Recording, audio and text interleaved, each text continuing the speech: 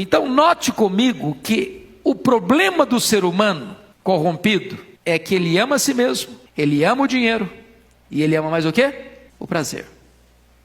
Agora, se você tiver que categorizar os 3 maiores problemas do homem, nós diremos que o problema do homem é poder, sexo e dinheiro. Estão aqui. A busca do prazer desenfreado. Veja a nossa sociedade. Toda a indústria hoje pornográfica é para tentar suprir essa necessidade de prazer. E as pessoas querem prazer. 30% dos homens hoje são viciados em pornografia. 20% das mulheres hoje são viciadas em pornografia. A indústria do entretenimento cresce a cada dia. Está se empanturrando o ser humano de prazeres. Nós vivemos uma sociedade hedonista, cuja filosofia é: comamos e bebamos porque amanhã morreremos. Vamos aproveitar a vida, vamos aproveitar a vida. Qual o problema então? É que quando o amor do ser humano está mal dirigido, amando a si mesmo, amando o dinheiro e amando mais o prazer do que a Deus, a sociedade se corrompe. Mas aí, notem vocês que nessa lista enorme, nós poderíamos sintetizá-la em mais 3 áreas. Primeiro, as pessoas são soberbas. E as palavras que aparecem aí são jactanciosos, arrogantes, blasfemadores. Em outras palavras, todas essas palavras aí retratam soberba.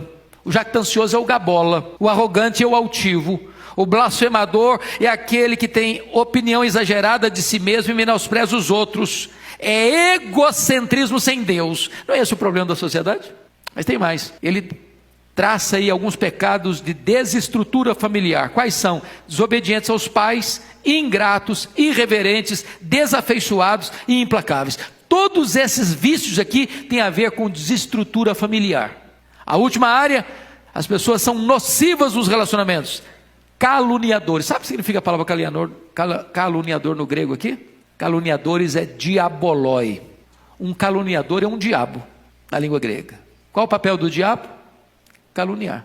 Então as pessoas são caluniadoras, sem domínio de si, cruéis, inimigas do bem, traidoras, atrevidas, enfatuadas. Todos esses pecados aqui têm a ver com o quê? Com relacionamentos mal direcionados. Esse é o problema da sociedade. Esse é o radiografia, o diagnóstico que Paulo traz da sociedade. Por isso que ela está corrompida. Por isso nós vivemos dias furiosos. Mas Paulo agora vai dar um outro diagnóstico da sociedade nos versos 5 a 9. O mundo está arruinado porque a espiritualidade está divorciada da vida.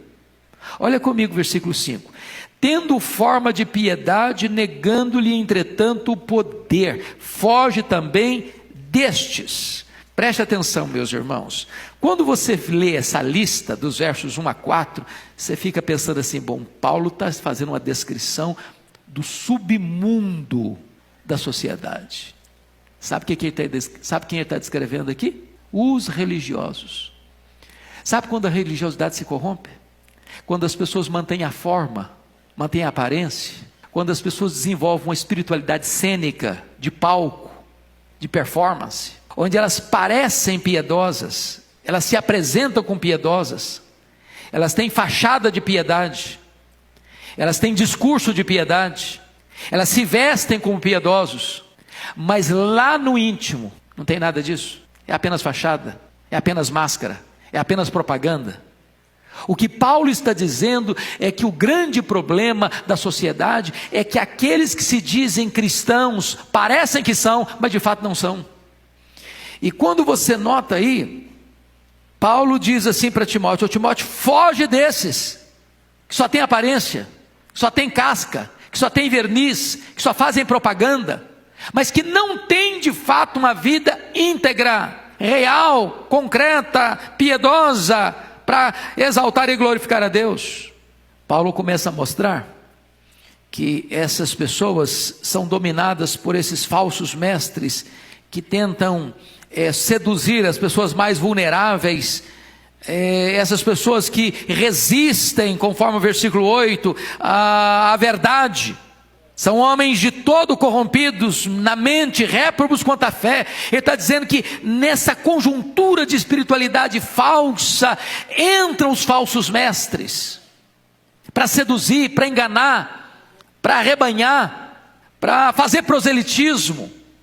E essas pessoas não toleram a verdade, elas resistem à verdade, elas estão corrompidas na mente, elas são réprobas quanto à fé, o entendimento delas está ruim, a fé delas não é verdadeira. E o que acontece? Elas irão avante, elas não irão avante, porque a sua insensatez será a todos evidente, como também aconteceu com a daqueles. Sabe o que está acontecendo aqui? O que Paulo está dizendo é o seguinte: os falsos mestres, os falsos pregadores, os falsos profetas, vão chegar um momento, irmãos, que vai entrar em ressaca. A falsa religião vai entrar em ressaca. Vai chegar um momento em que as pessoas vão acordar. Vai chegar um momento que os olhos vão se abrir. Vai chegar um momento que as pessoas que estão sendo enganadas vão abrir os olhos e falar: não é isso, não é possível, eu estou sendo enganado, eu estou sendo ludibriado. E essas pessoas não vão avante, porque o engano delas, a avareza delas, a ganância delas, o falso ensino delas vai ser desmascarado.